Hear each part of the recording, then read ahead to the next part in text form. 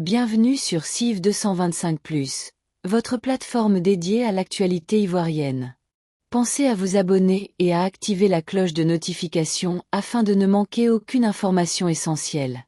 Ici, nous analysons les faits marquants qui façonnent la Côte d'Ivoire, avec un regard particulier sur la politique nationale.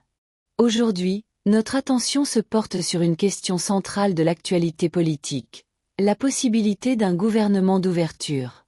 Dans un contexte marqué par des recompositions et des attentes fortes de la population, cette option est-elle réellement envisageable?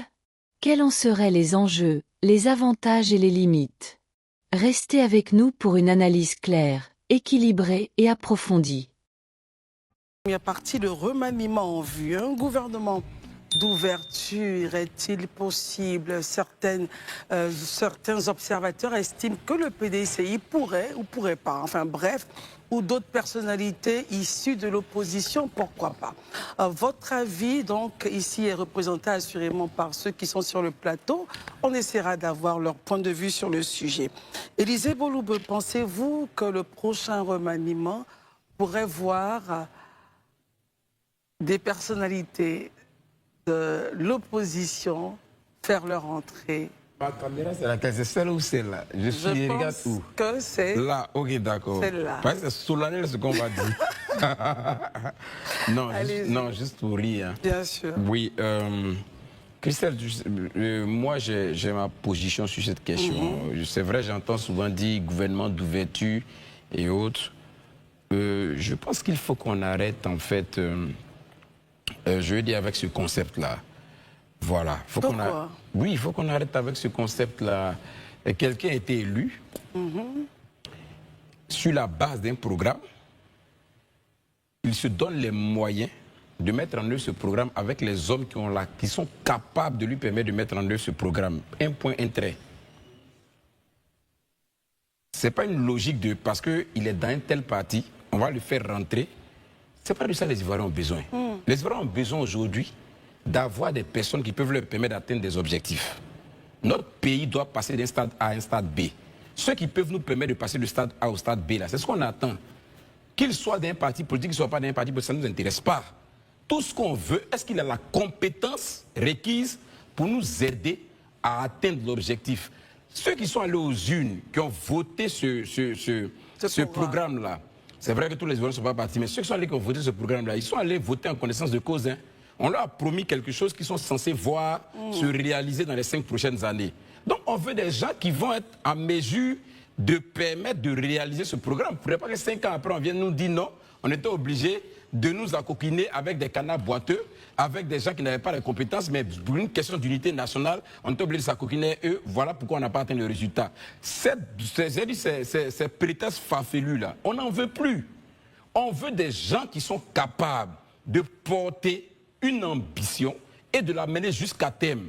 Qu'ils soient d'un parti politique, qu'ils ne soient pas d'un parti politique, dès l'instant qu'ils ont la compétence pour, c'est tout. Sortons de ces escroqueries qu'on nous sert depuis des années, qui ne nous ont amenés nulle part. Ces gouvernements d'ouverture-là, on en a fait jusque-là, ça donnait quoi comme résultat? Ça nous amène tous dans la bagarre. Il faut qu'on sorte de ça. Pourquoi on veut faire les choses qu'on a l'habitude de faire, qui ne nous ont pas amenés, et puis on veut atteindre d'autres résultats? Christelle, à un moment donné, il faut qu'on se concentre sur ce qui est essentiel. Qu'on s'appelle Gaspard, qu'on s'appelle Seri, qu'on soit du FPI, qu'on soit du PPACI, qu'on soit du PDCI, nous, ça ne nous intéresse pas. Est-ce que Gaspard, est-ce que Seri, est-ce que Konaté, là, il a la capacité, il a les compétences requises pour nous permettre de réaliser l'ambition pour laquelle on a confié les rênes du pays à quelqu'un pour 5 ans? C'est tout ce qui nous intéresse. Le reste, on ne gère plus. La Côte d'Ivoire ne doit pas être otage des politiques. Ça, je le dis honnêtement, on ne peut plus être otage des politiques. Ils ne sont pas les seuls dans ce pays. Ils ne sont pas les plus nombreux dans ce pays. Vraiment, on est fatigué. On veut des gens qui aiment ce pays, qui ont la compétence et qui veulent servir leur pays. Un point, un trait, c'est tout. On n'a pas encore le gouvernement, Élisée. Ouais, mais c'est ce que, mais il faut dire qu'on dit ça. Alors, Herman, s'il vous plaît, votre avis là-dessus. Élisée estime que le point important serait de miser sur la compétence, qu'on soit d'X ou Y, mais il dit en substance, attention, un projet a été voté et on attend évidemment que les hommes autour de ce projet-là soient positionnés. Votre avis là-dessus, sur la thématique. Moi, j'ai envie de lui poser la question, où chercher la compétence dans la question. Moi, je ne fais pas la même lecture que lui.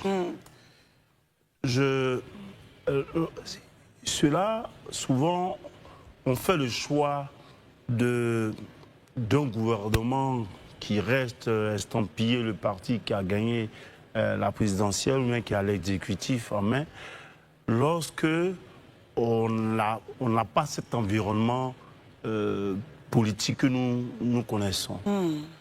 Aujourd'hui, moi je pense qu'après 15 années du président Ouattara, Oui. il a 5 ans qui arrivent, c'est pas le lieu de maintenir un pouvoir qui va ressembler à un pouvoir d'un camp. Parce que lorsque le gouvernement est animé par les seuls acteurs d'une classe politique, c'est ce reflet-là souvent que cela donne à l'opinion. Et pour moi, je vais dire ici, il faut peut-être que le président Ouattara choque les gens. Quand je dis cela, ce n'est pas qu'il n'y a pas de compétences ailleurs, ou bien que le RHDP n'en regorge pas assez. Seulement, ça permet une certaine union, une certaine solidarité autour de la chose publique. J'explique. Ça renforce même la légitimité du pouvoir. Comment? Parce qu'en réalité, c'est souvent les opposants à un régime qui ne souhaitent pas qui se disent que s'ils participent au gouvernement de ce régime-là, c'est comme s'ils cautionnaient ce régime. Ça, c'est une mauvaise lecture pour moi. Pour moi, la chose publique, l'État, la nation, la notion de république doit pouvoir être acceptée et comprise par toutes les sensibilités politiques. D'accord. Vous savez, il y a des démocraties dans ce monde-là où, dans un palais présidentiel, il y a souvent les bureaux des adversaires politiques. Parce que souvent, on a besoin que le concert des idées puisse accepter, faire en sorte, faire bouger les choses tant que c'est l'intérêt des citoyens qui est au-dessus. Voilà. Pour moi, ça ne me gêne pas et je pense que les Ivoiriens en ont besoin qu'il y ait des personnes qui soient clivantes, des personnes qui sont taxées d'être une critique du pouvoir, des personnes qui sont taxées d'être de l'opposition politique du pouvoir, être dans le gouvernement. C'est un signal et ça a le gros bénéfice sur le président Ouattara et à tout son camp. Marius, votre regard justement sur cette question? Bon, écoutez, moi, et pour dire vrai, un parti politique, on le crée pour accéder au pouvoir d'État. C'est cela. Pour ce faire, on présente un projet de société et un programme de gouvernement que le peuple adopte par son acte de vote. Une fois élu, le parti qui a présenté le programme de gouvernement et le projet de société doit les mettre en œuvre. C'est cela. Dans quelle perspective? Pour améliorer les conditions de vie des votants et donc de la nation, des populations. Une fois élu, le parti élu a l'obligation de présenter un programme, un gouvernement qui mettra en œuvre tous les pans du projet de société. D'où vient-il que dans un contexte où nous ne sommes pas dans une situation de crise nationale, au plan politique s'entend, ou de crise militaire, pour ne pas dire politico-militaire, on vient à nous proposer des gouvernements d'union, des gouvernements de réconciliation. C'est pas proposé encore. Hein. Non, on ne propose pas, mais d'aucuns auraient voulu qu'on associe des cadres de l'opposition. Pourquoi? De vous à moi, disons-nous, pourquoi? Moi, j'ai été élu, je suis un parti politique, j'ai mon idéologie politique, j'ai mon programme. Toi, tu as été mon adversaire dans la lutte politique. J'étais vaincu aux élections parce que le peuple m'a choisi. Mais le peuple m'a choisi sur la base de mes promesses. Comment se fait-il que toi, en tant qu'opposant, je vais te mettre à un poste stratégique dans mon gouvernement Et je suis sûr que toi, tu vas mettre en œuvre mon ambition politique. Là où nous sommes adversaires. Je ne le crois pas. Donc ça, c'est quand on est dans des situations de conflit politique dans un pays que, bon, les appareils régionaux viennent à intervenir pour dire, bon, créer. Mais dans un contexte où nous sommes dans un cas de gestion d'un parti où on n'en a pas besoin, et vraiment, moi, je ne vois pas pourquoi il fallait prendre des opposants pour venir les mettre dans ton gouvernement. Parce que moi, j'ai une forte expérience en la matière. Et je vais vous dire pourquoi. Sous le régime du président Laurent Gbagbo, on a eu énormément de difficultés pour collaborer avec certains ministres qui travaillaient pour la chute du président Laurent Gbagbo. Parce qu'ils étaient de l'opposition. Et puis, ils ne lui devaient rien.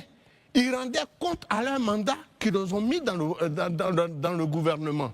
Et le président Gbagbo lui-même ne pouvait pas les dégager. À l'époque, c'était ça.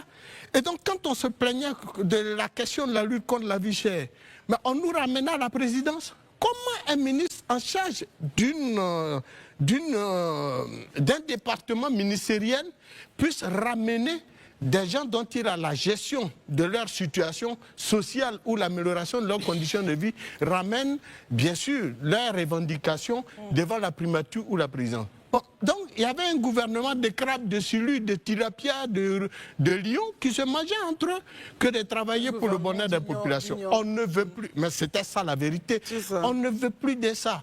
M. Ouattara a été élu, M. Ouattara s'assoit.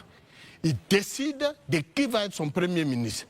Et il propose, comme la loi l'exige, son premier ministre lui propose un gouvernement avec des hommes qu'il aura choisis et qui vont naturellement être approuvés par M. Ouattara, qui mettront en œuvre son projet de société et son programme de gouvernement. Oublions cette histoire de aller prendre des gens futiles, des intellectuels, mais tu es mon adversaire. Je ne peux pas te mettre dans mon gouvernement parce que tu n'as pas connaissance véritablement de mon projet de société et de mon programme de gouvernement. Et je ne suis pas sûr qu'en tant qu'adversaire, tu mettras en œuvre mon projet de société et mon programme de gouvernement. Ce n'est pas évident. Élisée, il faut être d'accord. On va écouter Daouda, s'il vous plaît, Marius. Merci beaucoup. Je pense que je n'ai pas de boule de cristal pour savoir ce que Ouattara va faire. Et je pense que je préfère m'apaisantir sur ce que j'ai pu voir durant ces 15 dernières années. Je pense qu'en 15 ans de gestion d'Alassane Ouattara, il a démontré qu'il faisait ses choix et il assumait ses choix comme un homme. De son premier mandat et son premier gouvernement, après le deuxième, je ne sais pas, le énième gouvernement, il a toujours fait le choix de ses propres hommes. Et je suis de ceux qui ne sont pas d'accord avec ces questions de gouvernement d'union nationale. Parce que j'ai envie de te poser la question, Herman, à un moment donné, il faut savoir ce qu'on veut.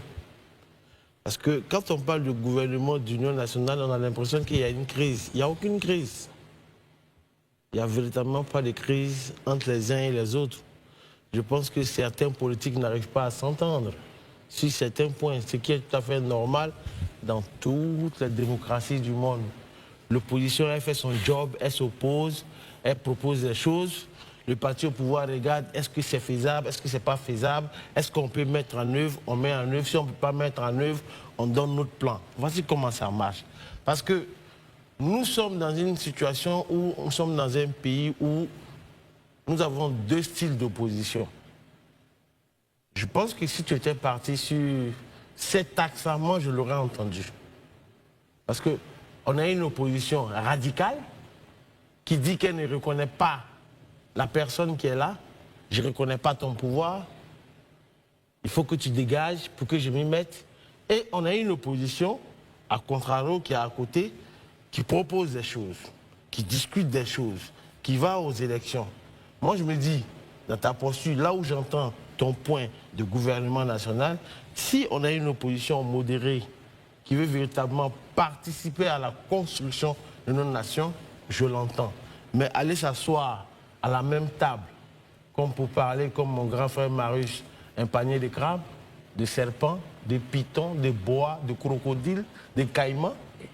Pourtant, on le sait tous, lorsqu'il y a eu la crise de 2002 ici en Côte d'Ivoire, et ça, je suis d'accord avec toi sur ce point, parce que souvent de fois, tu l'abordes sur ce plateau.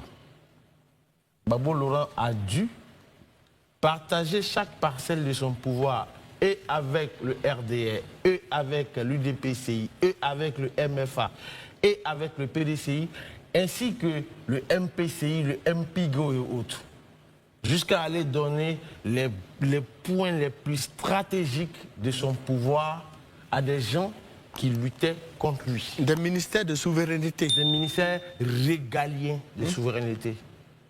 Pourquoi est-ce que Ouattara va se faire harakiri, se prendre un pistolet, se met sur la tempe, et dit ok, malgré que des gens voulaient déstabiliser, déstructurer un pays, je vous prends à cause de l'Union nationale, venez dans mon gouvernement.